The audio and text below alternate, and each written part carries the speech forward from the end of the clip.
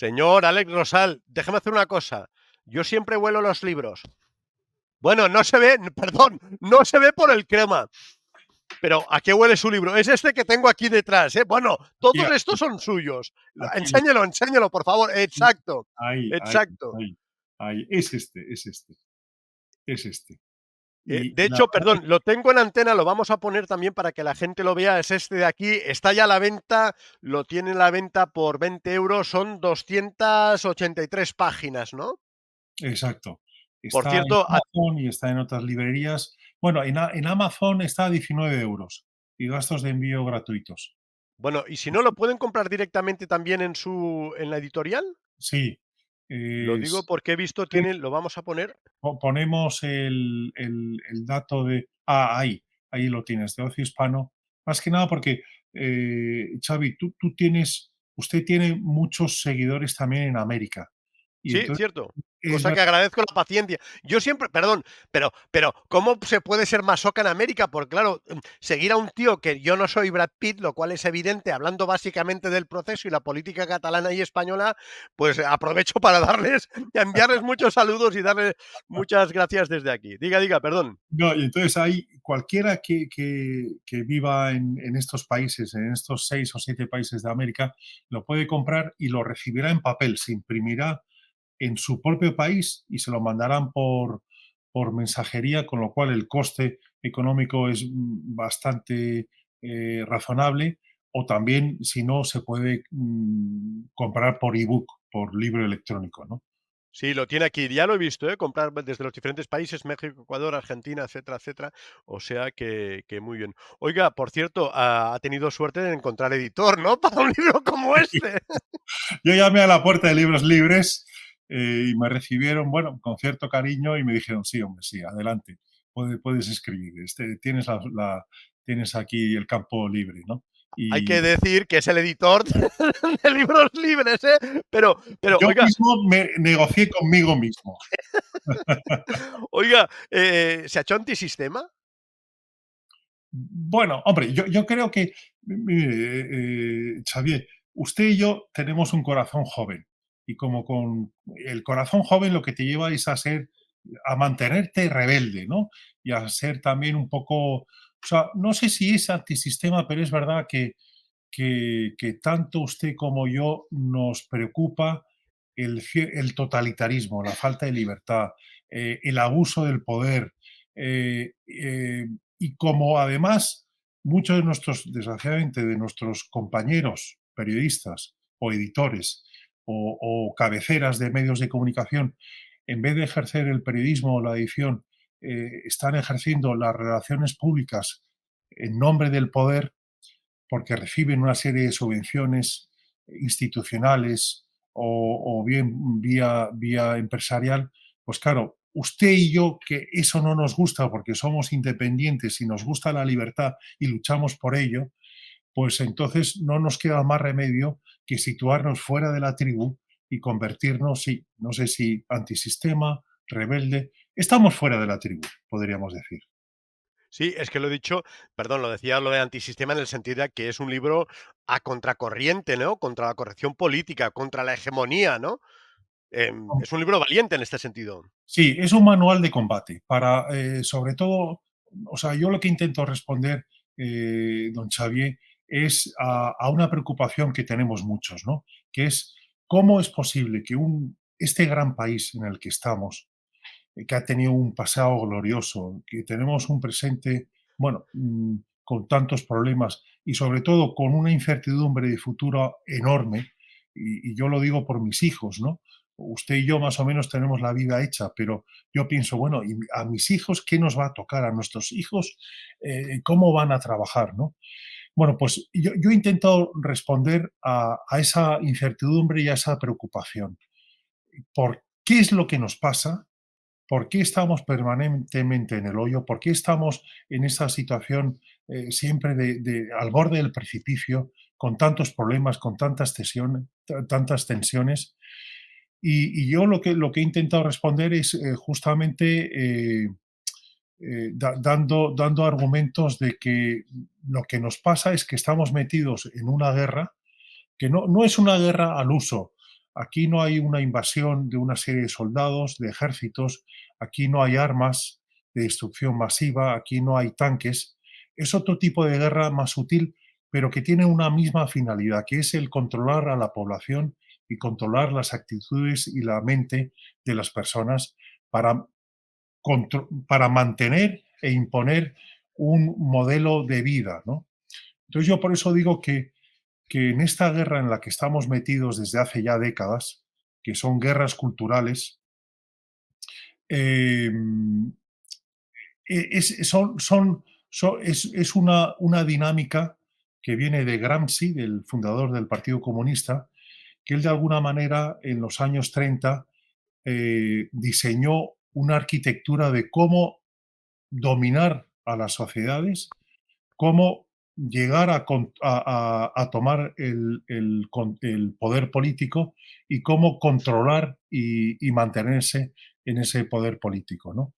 Y para eso cuento en el libro que básicamente Gramsci decía que dominando la educación, los medios de comunicación, la opinión pública y la cultura, de esa manera conformas la mente de la gente y el paso siguiente, la siguiente fase es ya el tomar el control político, que es la consecuencia natural y casi la más fácil una vez que previamente has ganado las otras batallas educativas y culturales. Y de alguna manera, don Xavier, estos bárbaros que ahora mismo nos gobiernan, no solo a nivel político, sino también en otras esferas de la sociedad, han ganado todas esas batallas y han logrado crear una serie de telarañas diabólicas, yo lo llamo, de control total de la sociedad, ¿no? Pero fundamentalmente hay dos herramientas que utilizan para controlarlas. La primera vendría a ser la dictadura de la distracción. Al poder le interesa que los ciudadanos estemos permanentemente distraídos, porque en esta distracción no nos permite una rebelión. Podemos quejarnos, podemos criticar, podemos hablar con nuestro cuñado de lo mal que están las cosas, pero no tenemos capacidad ni tiempo para rebelarnos ante el poder. Si a esa herramienta de distracción masiva le unimos esas campañas permanentes de creación de pánico, de miedo, de estar continuamente desde el poder creándonos unas condiciones en las que estamos reclamando a los políticos que a cambio de nuestra cesión de soberanía nos den esa protección, como la ovejita le reclama al pastor cuando grita que viene el lobo, la ovejita mira al pastor pidiéndole que le lleve al establo y que le encierre para protegerla de ese peligro que es el lobo, ¿no? Pues de alguna manera nosotros trabajamos o actuamos de una manera más o menos parecida.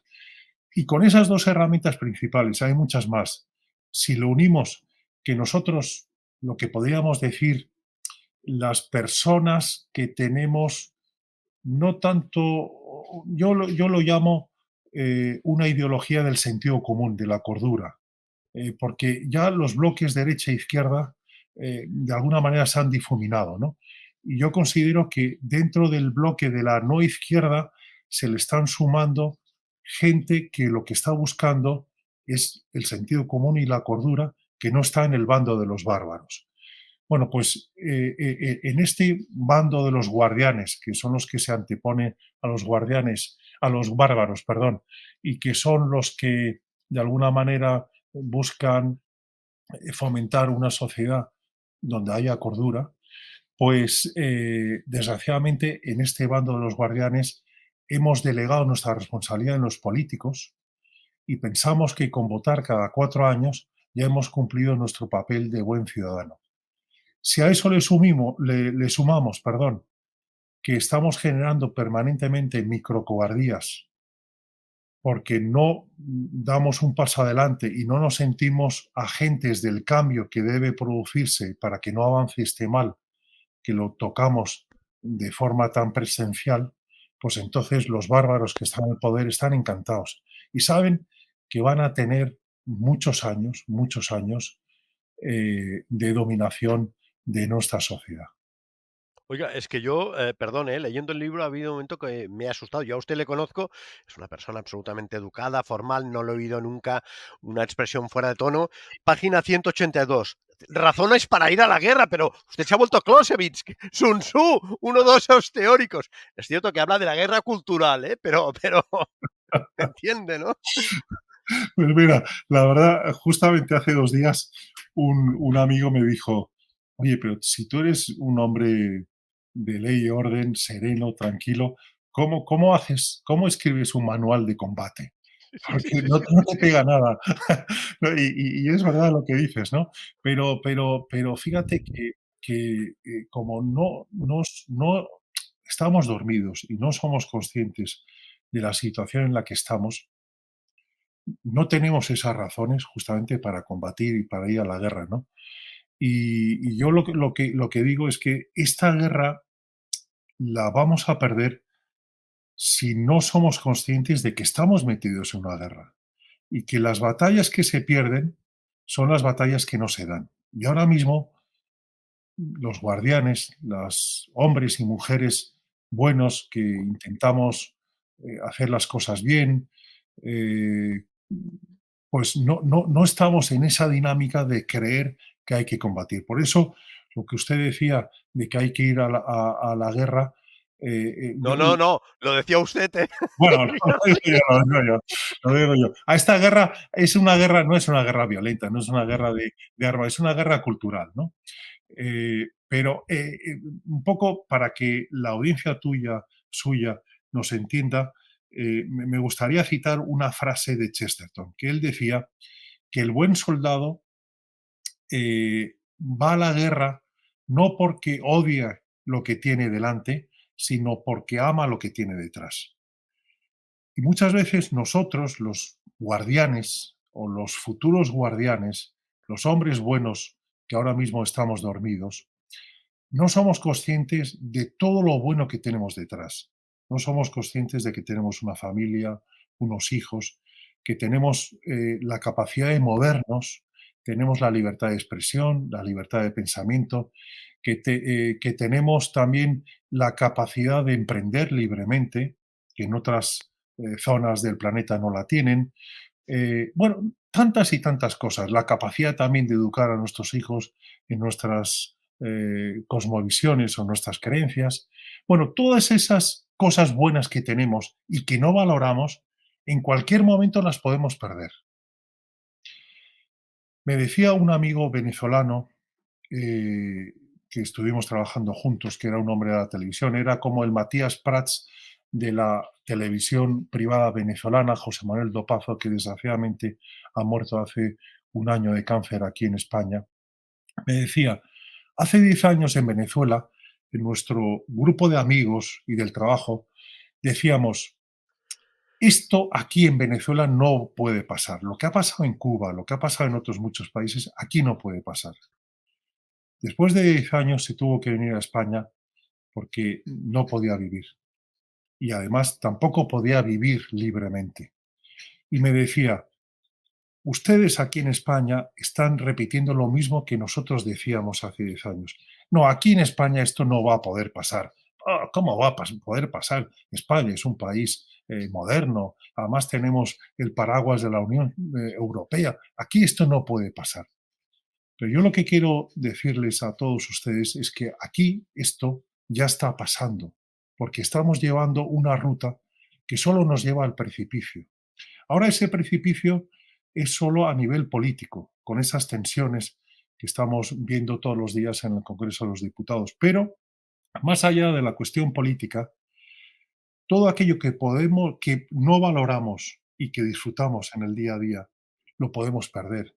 En cualquier momento, si ese precipicio político definitivamente se convierte en un hoyo enorme, podemos perder la capacidad de expresión, la capacidad de emprender, la capacidad de formar una familia, la capacidad de tener un trabajo, tantas y tantas cosas. Por eso que yo les digo a todos ustedes, tenemos que despertar y tenemos que valorar y tomar conciencia de lo que tenemos y a partir de ahí sabiendo que tenemos que defender todo aquello que amamos, tenemos que salir como ese buen soldado que decía Chesterton a combatir por todo aquello que amamos.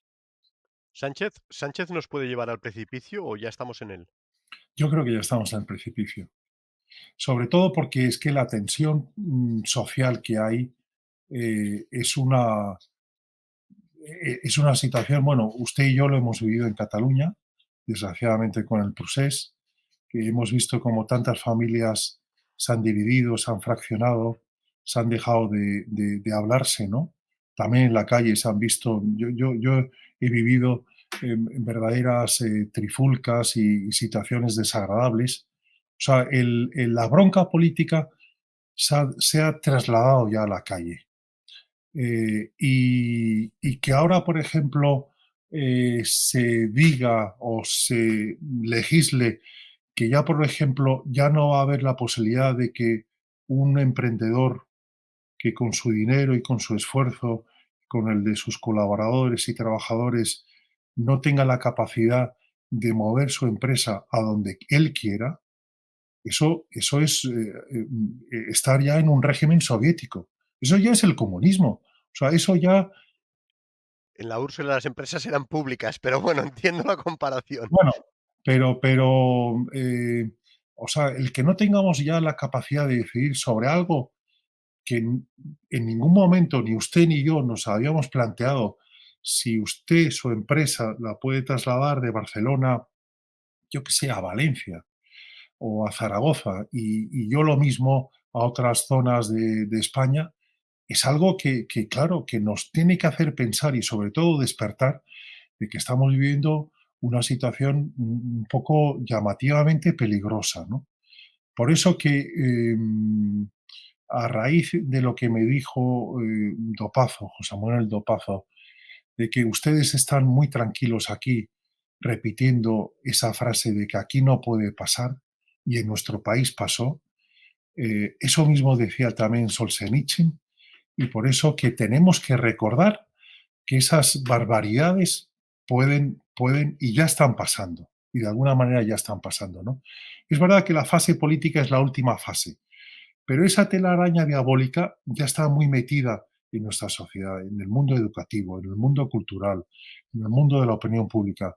Eh, entonces, tenemos que de alguna manera, si queremos ser ciudadanos completamente libres y no semiesclavos como nos quieren los bárbaros, o sea, la sociedad ideal de los bárbaros es que seamos esos semiesclavos que tengamos que trabajar y callar, porque no nos consideran suficientemente adultos y esos poderosos bárbaros que nos dominan consideran que son ellos los que tienen que construir la sociedad y tienen que construir nuestro modelo de vida, ¿no? Bueno, pues yo creo que estamos yendo hacia ese tipo de sociedad que los bárbaros lo llaman el paraíso y que para mí es un infierno. Y por eso que este libro lo que quiere ser es una llamada de atención, un golpear, un golpear suavemente para que podamos despertar y tomar conciencia que todos tenemos que ser agentes de este cambio. Hasta ahora, el gran problema en el que vivimos es que el mal avanza porque los hombres buenos no hacen nada, porque consideramos, los que, entre comillas, nos consideramos buenos, que nuestra responsabilidad de las grandes cuestiones la tienen que hacer los políticos. Y por lo tanto hemos delegado en ellos que se ocupen de estas cuestiones. Y nosotros nos hemos quedado al margen. Y como mucho criticamos, pero no hacemos mucho más.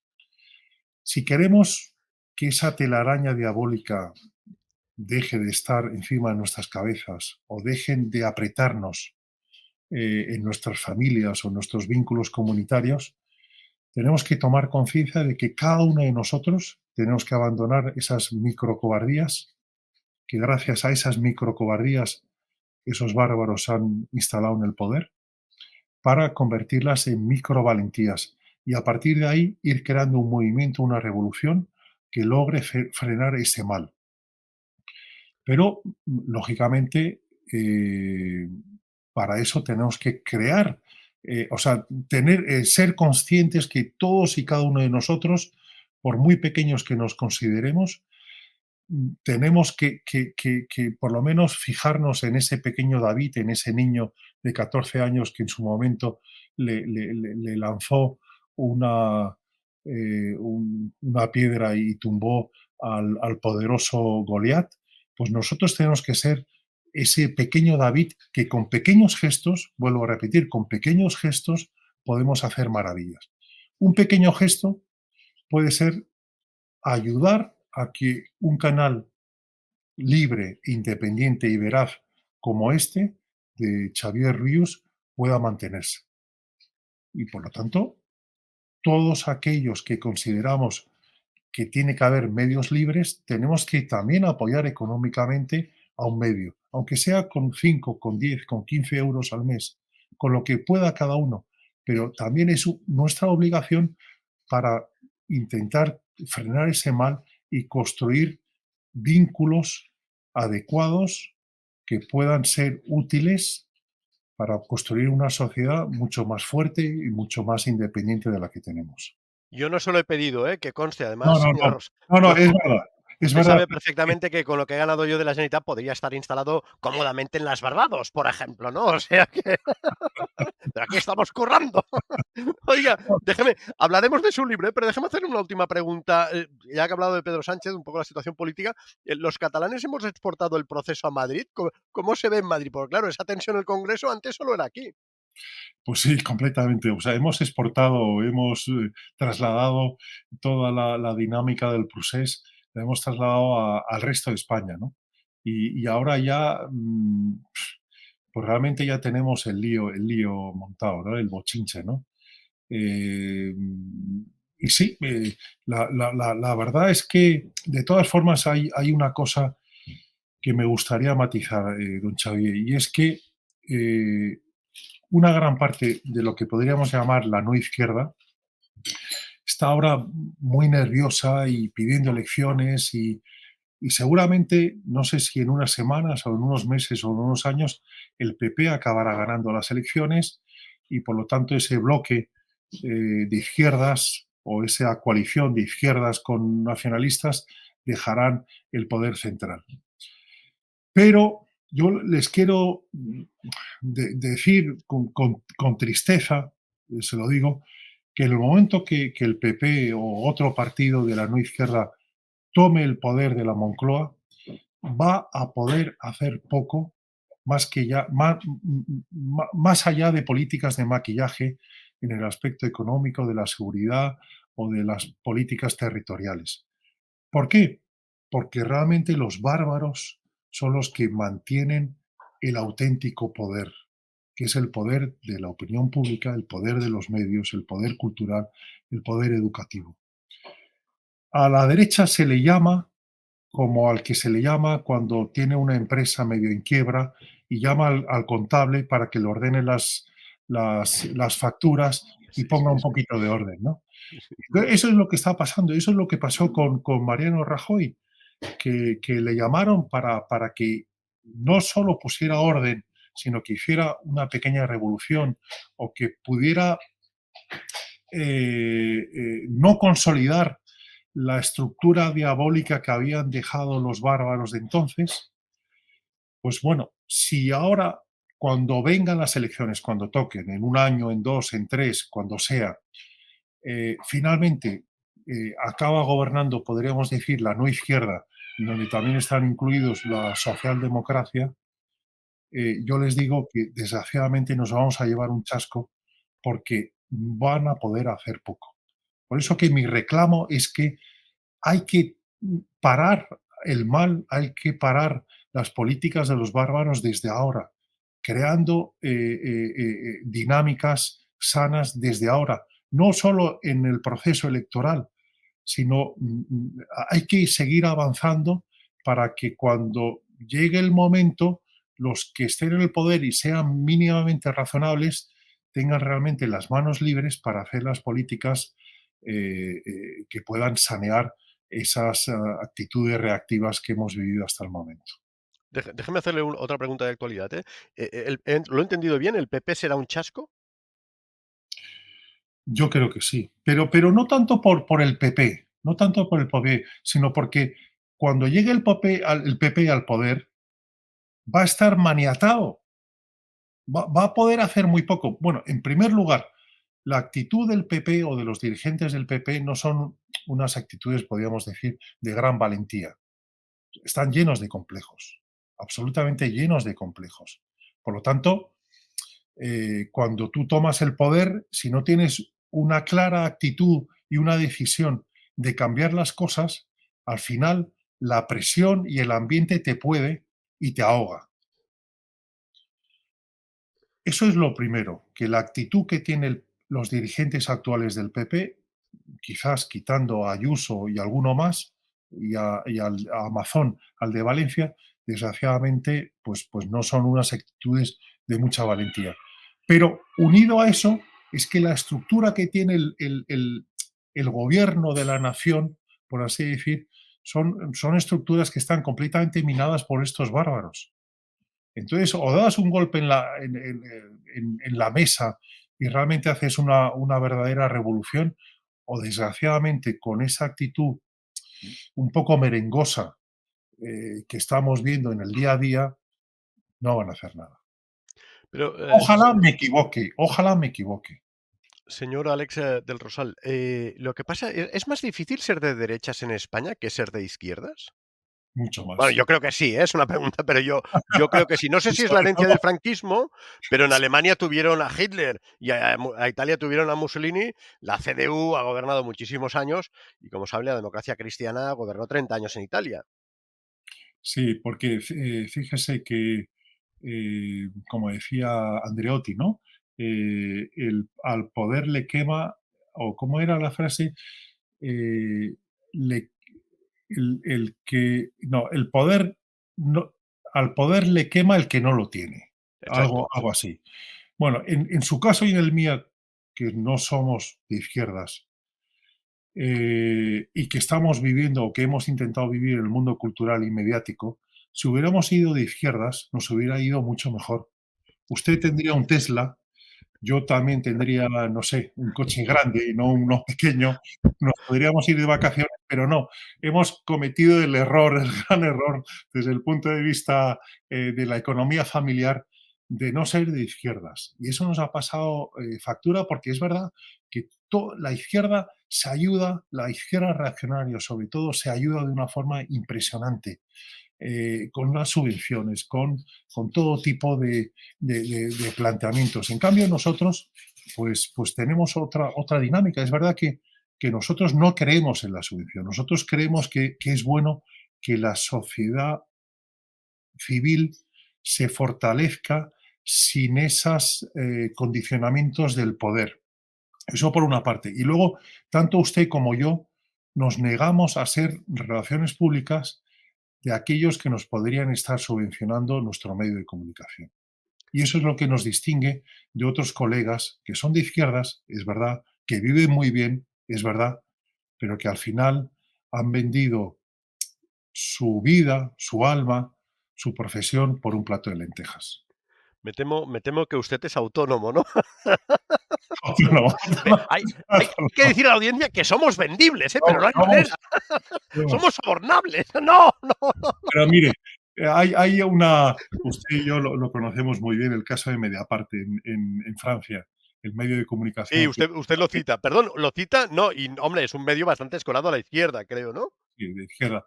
Pero realmente a mí esa actitud que tiene Mediapart, aunque sea muy de izquierdas, a usted y a mí nos gusta, porque el lema que tienen es, solo nuestros lectores nos pueden comprar.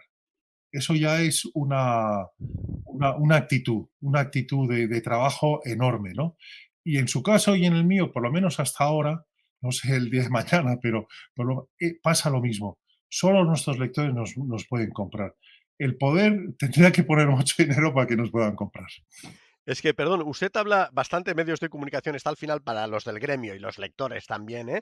Es una parte muy interesante. Lo que pasa es que no sé si dejarla para otro día, ¿eh? Porque da para otra No, entrevista, ¿no? que no para otra entrevista, porque es que Sí, sí, realmente y haremos es otra de medios de solo comunicación. sí, sí, medios de En todo caso, comunicación, porque no, en todo caso, perdón, dice, claro, cuando hablamos eso de derecha, izquierda, ¿no? Claro, a mí me hace gracia que Pedro Sánchez siempre habla del gobierno progresista y luego lo otro es la derecha y la extrema derecha. Pero si Vox es de extrema derecha en parámetros de Pedro Sánchez, Sumar y Podemos, ¿qué es? Debe ser extrema izquierda, ¿no? Pregunto, ¿no? Y en cambio, ese dominio del lenguaje que usted también pone de manifiesto, ¿no? sí, que es lo que decía Orwell, ¿no? Que es el doble lenguaje, ¿no? El decir que una cosa es verdad y mentira a la vez, ¿no? El poder decir que Podemos es un partido perfectamente legítimo y democrático, y en cambio Vox no lo es antidemocrático, pero Bildu sí, Bildu es muy, muy democrático y podemos perfectamente pactar con ellos, ¿no? Es el doble lenguaje, ¿no? Que eso lo dominan perfectamente y hace bueno, que estemos vendidos. Yo cuando muchas veces la gente pregunta, bueno, pero ¿por qué se sataniza tanto a Vox, ¿no? Por ejemplo, en este caso concreto, ¿no? Yo a la gente le digo, mira, fíjate quiénes son los periodistas que en televisión o en la radio o en la prensa tilda, cuando habla de Vox, le llama de extrema derecha o de ultraderecha y demás. Y pregúntate si ese mismo periodista, cuando habla de Bildu, le llama filoetarra, o cuando habla de Podemos, habla de extrema derecha o de ultraderecha. Ese mismo periodista, que generalmente suele ser podemita o de izquierda reaccionaria, utiliza ese lenguaje para satanizar a un partido político que le molesta, como ya en su momento lo hicieron con el PP, que se nos olvida muy rápidamente, con aquello del Doberman y de la derecha extrema de la que hablaba Zapatero, ¿no? Pero esos mismos que van de plurales, de tolerantes, de periodistas, de dignos, sin embargo, jamás dirán que Bildu es un partido heredero de ETA y filoetarra, y donde tiene en su interior a muchos asesinos con delitos de sangre, y jamás dirán de Podemos que es de extrema izquierda. ¿Por qué? Porque ellos asuman perfectamente ese paquete ideológico y de lenguaje que tiene esa izquierda reaccionaria, ¿no? Y que forma parte de la estrategia política para llegar al poder y mantenerse en él. Oiga, aunque no lo parezca, estamos hablando de su libro, que conste. Déjeme hacerles preguntas concretas ahora sobre su libro, porque usted ha mencionado, introduce algunos conceptos, por ejemplo, y los ha mencionado aquí, ¿no? Bárbaros y guardianes. Explíquenos qué es eso. Los guardianes son los que quieren deconstruir la sociedad y quieren crear una sociedad completamente nueva. Ellos consideran que esa nueva sociedad es el paraíso, para mí es el infierno, y entonces no les gusta cómo vivimos, no les gusta el nivel de libertad que tenemos, el nivel de la capacidad de emprendimiento que tenemos. Tampoco les gusta que haya dos sexos, ellos prefieren que haya 52 o 72 géneros. Tampoco les gusta que nosotros podamos educar a nuestros hijos en la cosmovisión en la que tenemos. Ellos prefieren o ellos se sienten dueños de la vida de nuestros hijos y ellos quieren de alguna manera secuestrarlos ideológicamente y adoctrinarlos a su manera para que sean elementos de la construcción de ese nuevo paraíso, ¿no? Y así con otras muchas cosas. Esos bárbaros son los que quieren crear esa nueva sociedad y para eso tienen que destruir la sociedad en la que vivimos en Occidente, en España, en América, en otros tantos países, para, destruyendo esos pilares de la sociedad, crear algo completamente diferente. Pero en esa nueva sociedad diferente, lógicamente va a haber ciudadanos de primera y de segunda clase. Y todos aquellos que nos opongamos a su manera de pensar seremos considerados como semisclavos, como ciudadanos de segunda clase, en donde tendremos unos derechos muy limitados. Ante esos bárbaros,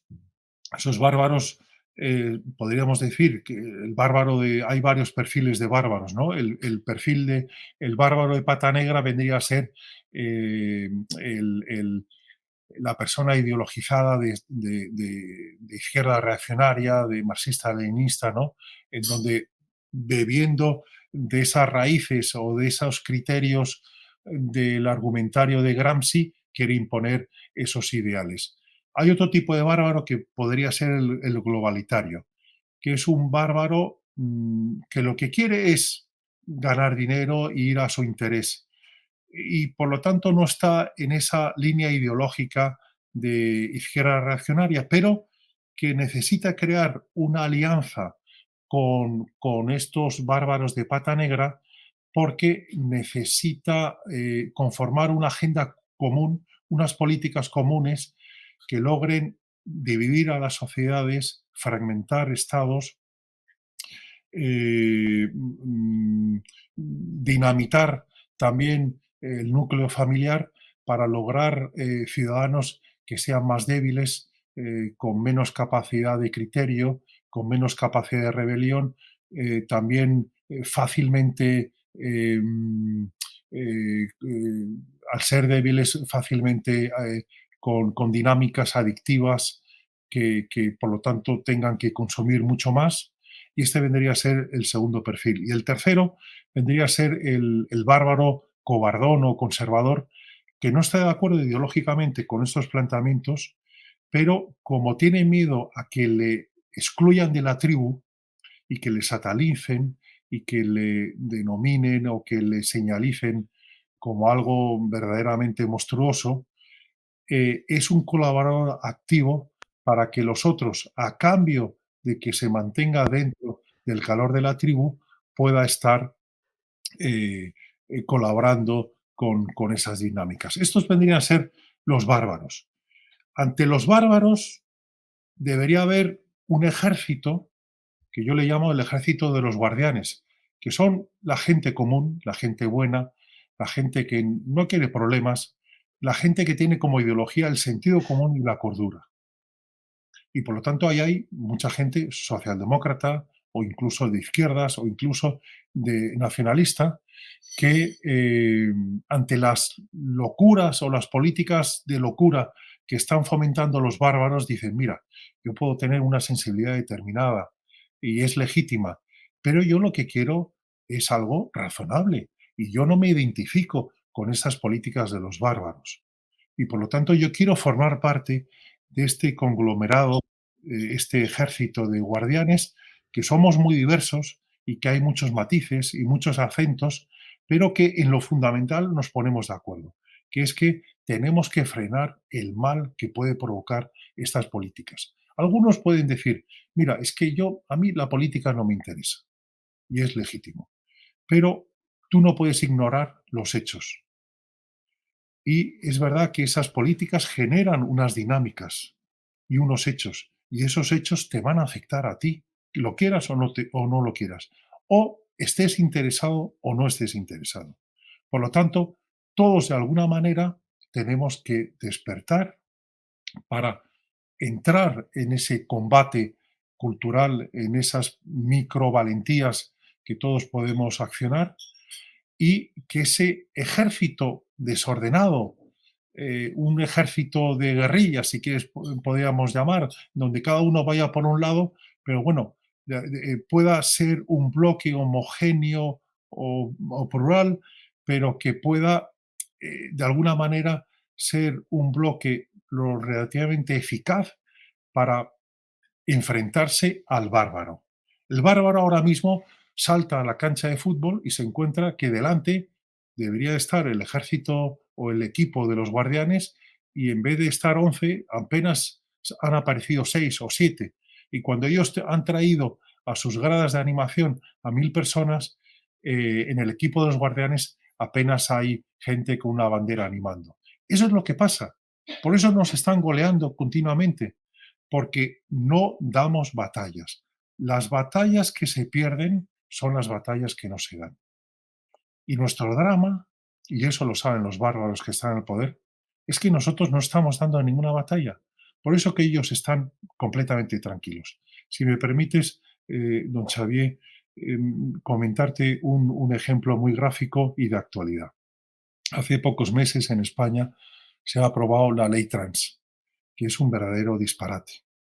De hecho, los países que en su momento, hace ya décadas, avanzaron con el tema de la legalización del cambio de sexo, como ha sido Inglaterra, Dinamarca, Noruega, Suecia y tal y cual, ahora mismo ya comprobando lo que ha dado de sí estos años, han visto que ha sido un verdadero desastre y han dado marcha atrás y ahora han prohibido que los niños se cambien de sexo.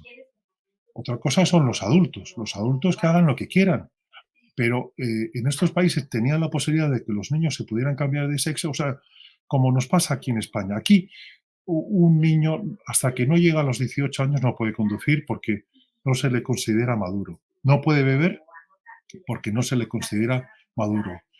Eh, y no puede hacer otras muchas cosas porque no se le considera un adulto.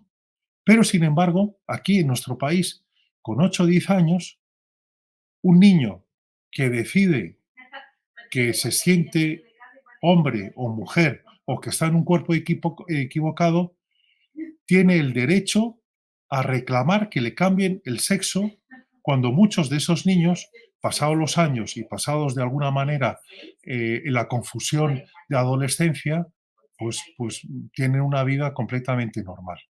Bueno, pues esa es la ley trans que hemos aprobado cuando otros países han dado marcha atrás. Y lo que me decían algunos de los promotores de la ley trans es, qué increíble este país que hemos logrado aprobar la ley trans con una facilidad asombrosa. Pensábamos que iba a haber un debate en la opinión pública, pensábamos que iba a haber una oposición encarnizada en la sociedad civil, en instituciones, en asociaciones, y apenas la hemos aprobado salvo con la oposición de 4 gritos.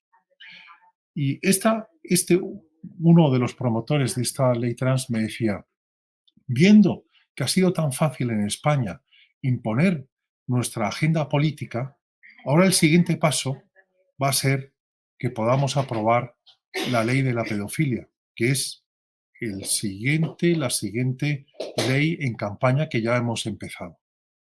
Y eso es en lo que estamos. No hemos hecho nada para proteger a nuestros hijos de la barbaridad que supone el tema trans. Si hay alguno de las personas que nos están escuchando y que tiene dudas sobre este tema, yo les pido por favor que vayan a testimonios de personas trans que se arrepintieron y que pueden contar cómo ha sido una verdadera, eh, algo dolorosísimo esa transición y sobre todo de lo que más se quejan es cómo nadie les ayudó y nadie les informó adecuadamente desde el punto de vista científico o psicológico o familiar. Todo el mundo le fue dando apoyo para que ese niño de 8, 10 o 12 años hiciera lo que, lo que estaba llamado a hacer, que era una decisión equivocada. Bueno, pues después de esta situación, ahora viene la pedofilia. Y la pedofilia, desgraciadamente, si no despertamos y combatimos esa barbaridad, que es que un niño pueda tener legalmente una serie de relaciones con adultos, sabiendo que hay una distancia enorme entre un adulto que tiene más horas de vuelo, sabiduría y experiencia, que un niño que es tierno e ingenuo y que por lo tanto ahí se puede crear una relación de abuso entre unos y otros, Usted lo cita en el libro, es uno de los apartados.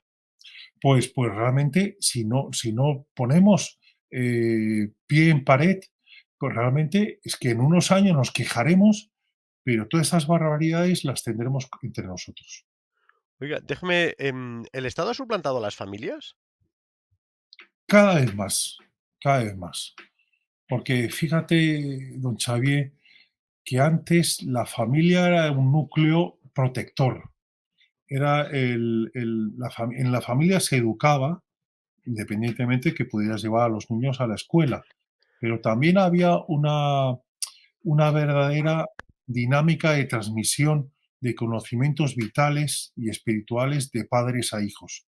Eso desgraciadamente ahora se ha perdido porque consideramos que ya la escuela es la que educa. Por lo tanto, nosotros no tenemos que implicarnos excesivamente en educar a nuestros hijos, ¿no?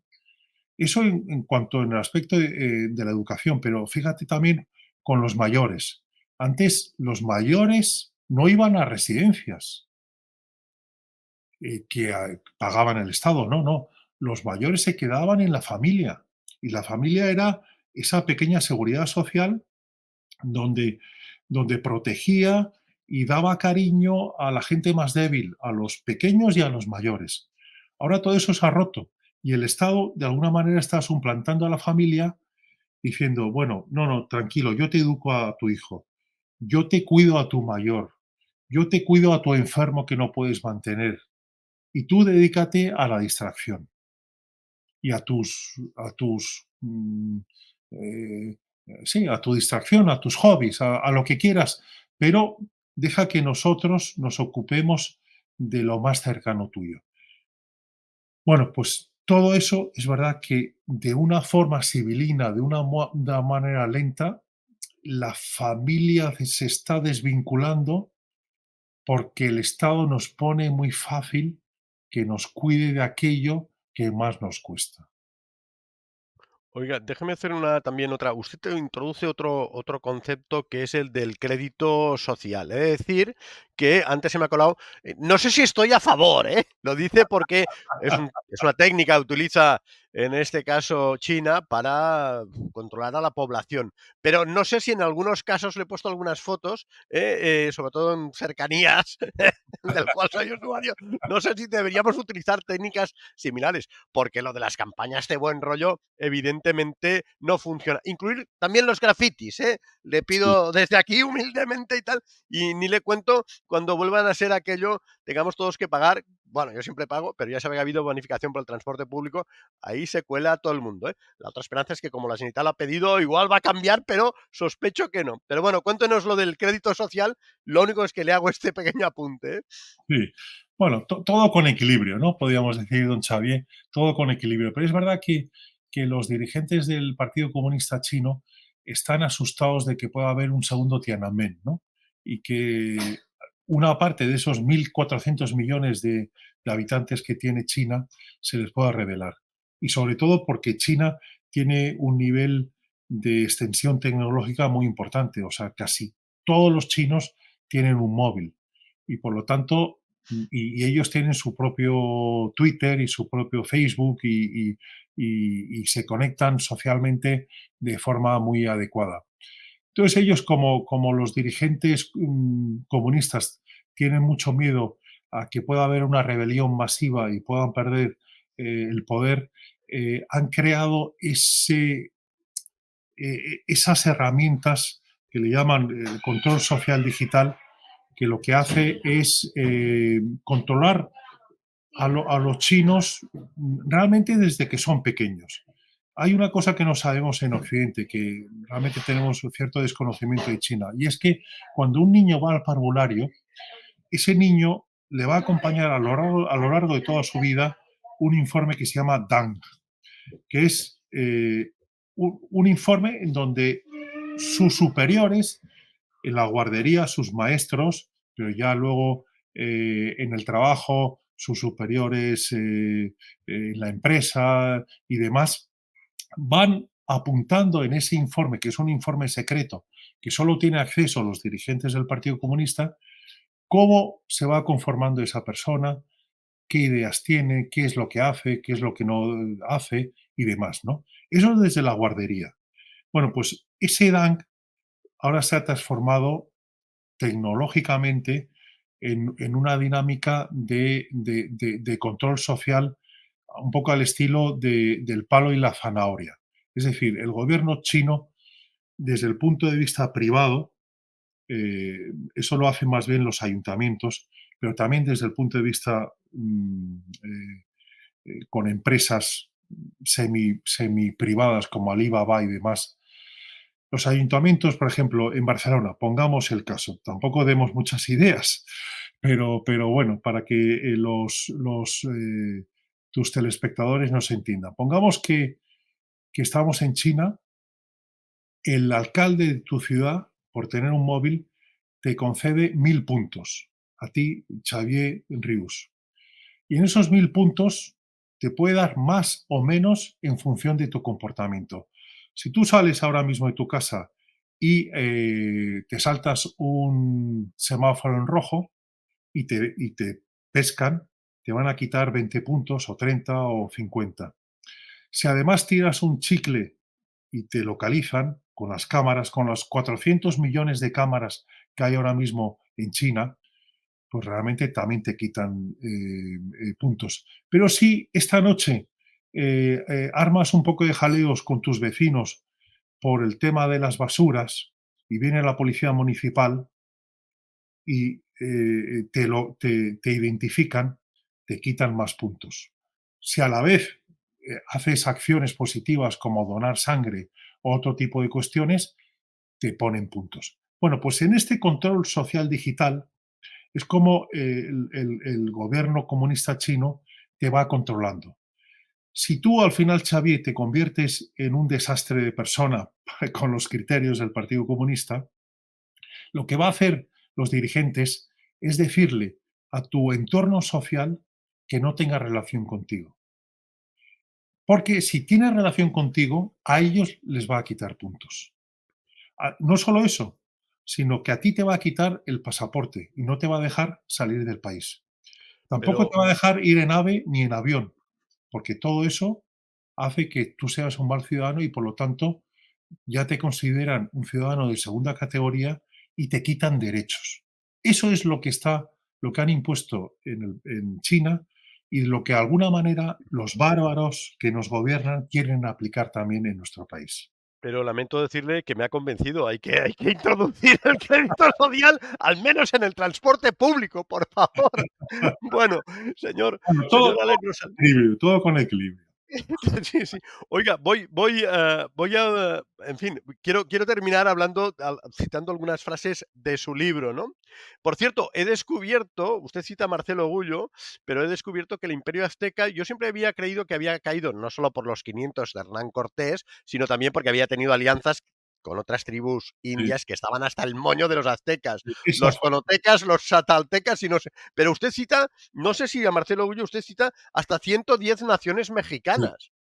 Ah, 110. ¿y eso es Marcelo Gullo o es cosecha propia? Porque No, no, claro, no, no, no. Eso es un poco la información que en su momento me pasó Marcelo Gullo y que está en sus libros, ¿no? Yo con Marcelo tengo buena amistad y la verdad es que es un enamorado de nuestra historia y como él dice, España no liberó, perdón, España no conquistó América, España liberó a América de los nazis de aquella época que tenían completamente subyugados y controlados a las otras tribus que, como usted dice, don Xavier, y de las cuales cada año más de 40.000 personas de esas tribus las secuestraban y las dedicaban al tributo a sus dioses como sacrificio humano. ¿no? 40.000 en una población de 4 millones. hay Cada otra año. frase, diga, perdón. No, Hay cada otra año frase es una también. Hay muchas frases, ¿eh? Le voy a citar solo algunas y tal antes de terminar, que, por ejemplo, también me siento muy identificado, ¿no? Además, siendo usted editor. Entrar en una gran librería generalista llena de títulos que se contraponen entre sí, que ofrecen una pluralidad de argumentos, es una gozada, es cierto. gozada, es una gozada. A los que nos gusta la libertad, es una gozada. Y eso se contrapone contra los ofendiditos de hoy en día, ¿no? Que están en nuestras universidades aquí en España, pero también en Estados Unidos, que lo que reclaman es que no haya pluralidad. Ellos lo que reclaman es que dicen que ellos tienen derecho a mantenerse en una burbuja ideológica y no quieren contraponer sus ideas con otros y que las ideas de otros les ofenden. Por eso exigen censura y, y tema woke y claudicación y cancelación para otros. Mire, le voy a poner también una información publicada recientemente en La Vanguardia, bueno, es de este jueves. Lo digo, le voy a citar una frase que es suya, ¿eh? En España las mujeres matan a sus hijos en una proporción mucho mayor que los hombres. Son cifras oficiales. Lo que pasa es que se ocultan, pero el asesinato vicario, yo creo que en un 72%, un 75% es más de la mujer que del hombre. Y luego también hay otro tipo de asesinatos de abuelos a nietos o otro tipo de violencia intrafamiliar. Pero si nos ceñimos a los hechos de lo que pasa en España y en otros países, el asesinato vicario, es decir, el asesinato de un niño, de 5, de 3, de 4, de 5 años, en un 75% está en manos de las mujeres que de los hombres. Oiga, y déjeme, esta es por interés personal, bueno, como todas, ¿no? Pero esta especialmente, porque no sé si el proceso es consecuencia también de un cierto vacío moral. Usted sabe aquella frase de Torres y Bages, un obispo catalán de Cataluña, será cristiano o no será. Es cierto que aquí, como el resto, yo diría, de toda Europa, la, los índices de asistencia a misa de católicos, yo soy un claro ejemplo, han ido a la baja. Pero usted cita una frase, dice, la soledad empujó a mucha gente a abrazar una promesa de paraíso. ¿El proceso es consecuencia de un vacío moral también? Sí, completamente. Un vacío moral, espiritual, ¿no? Fíjate, Xavier, que Cataluña y el País Vasco, pero especialmente Cataluña, a finales del siglo XIX y principios del siglo XX se le consideraba el pulmón espiritual de Europa, porque había en ¿Tanto, Cataluña, tanto? tanto, se le llamaba al Pas dels Sants, porque se concentraba un nivel de fundadores de congregaciones, de instituciones religiosas, seculares y demás, enorme. Y por eso se le llamaba el pulmón espiritual. Bueno, pues todo eso a partir de los años, no sabría decirte, pero posiblemente a partir de los años 30, 40, 50, cae completamente. Y esa Cataluña tenía un alma, podríamos decir, cristiana, católica, que se respiraba. Usted y yo de pequeños veíamos por la calle a muchos religiosos con hábito, muchas religiosas, muchos sacerdotes. Había muchos eventos o celebraciones religiosas que se celebraban públicamente. Ahora todo eso no lo vemos. Claro, y cuando todo eso lo relacionamos con la política, realmente, como decía, yo creo que era, bueno, ahora no recuerdo y no quiero meter la pata, pero había un pensador español que decía que todo problema político tiene una raíz teológica. Y en el caso de Cataluña yo creo que lo vemos claramente, o sea, como ha habido una traslación de un Dios cristiano a un Dios, podríamos decir, panteísta, o sea, que ha sido sustituido por una ideología que te promete el paraíso en la tierra si la abrazas. Que eso para mí ha sido un poco el nacionalismo, ¿no? Y que el nacionalismo de alguna manera en Cataluña ha podido crecer a medida que iba decreciendo la espiritualidad o la presencia cristiana. O sea, ha sido dos vasos comunicantes. Mientras que la fe cristiana iba bajando, a su vez iba subiendo el espíritu o el sentimiento nacionalista. Por eso que cuando hay muchos políticos que hablan de cómo solucionar el problema catalán y qué políticas hay que aplicar, yo digo, mira, no hay que aplicar ninguna política. Primero, la mejor política es la libertad. O sea, que cada uno haga lo que considere que pueda hacer mientras que no perjudique a un tercero. Pero que cada uno se mueva por la vida con sus dinámicas particulares. Pero sobre todo en Cataluña, si queremos que haya una sociedad más sana de la que es ahora mismo, que desgraciadamente es una sociedad en depresión, un poco enfermiza, con tantos conflictos, no solo a nivel general, sino sobre todo a nivel particular, yo creo que la respuesta a esa pregunta viene a ser que en el momento que volvamos a abrazar un poco los ideales del cristianismo, en ese sentido, Cataluña volverá a unas dinámicas de normalidad. Yo creo, claro, eso también es para que podamos dedicar un día, casi un monográfico, ¿no? Lo veo difícil, ¿eh? Tanto lo del cristianismo como lo de la normalidad, pero bueno. Oiga, déjeme decirle, me ha gustado su libro también porque he descubierto, primero, usted fue ahora viene lo importante, ¿no? Pero usted fue expulsado de Cuba. He descubierto eso. Sí, sí, sí, sí. Sí, pues mira, yo cuando era jovencito, cuando estudiaba en la universidad, también me dedicaba a ser activista de los derechos humanos, ¿no? En los años 80, finales de los años 80 y principios de los 90, ¿no? Y en aquella época pues había mucho problema porque todavía en el 85-86 estaba todavía el bloque de los países del este, ¿no? De la Unión Soviética. En América pues estaba Cuba, estaba Paraguay con Stroessner, estaba la Chile Pinochet, la Nicaragua de los sandinistas, el Panamá de Noriega, o sea que había mucho trabajo. Y yo me ocupaba más bien de intentar sensibilizar sobre las violaciones de los derechos humanos, sobre todo en Iberoamérica. Y entonces, en uno de los viajes que hice a Cuba, pues que estaba además auspiciado por Naciones Unidas y que iba con otras activistas también de derechos humanos de otros países y también otros políticos, íbamos con la intención de supervisar las condiciones de vida de los 10.000 presos políticos y de conciencia que había en aquel momento en la isla. Pues bueno, pues ahí la verdad nos recibieron cuatro ministros de Castro y después de 8 horas de diálogo más bien violento, yo creo que fueron 32 militares, nos empujaron de forma no muy protocolaria a que volviéramos a España, ¿no? Y desde entonces he intentado volver a la isla, pero Fidel Castro ya me nombró a mí y al resto del grupo como personas no gratas.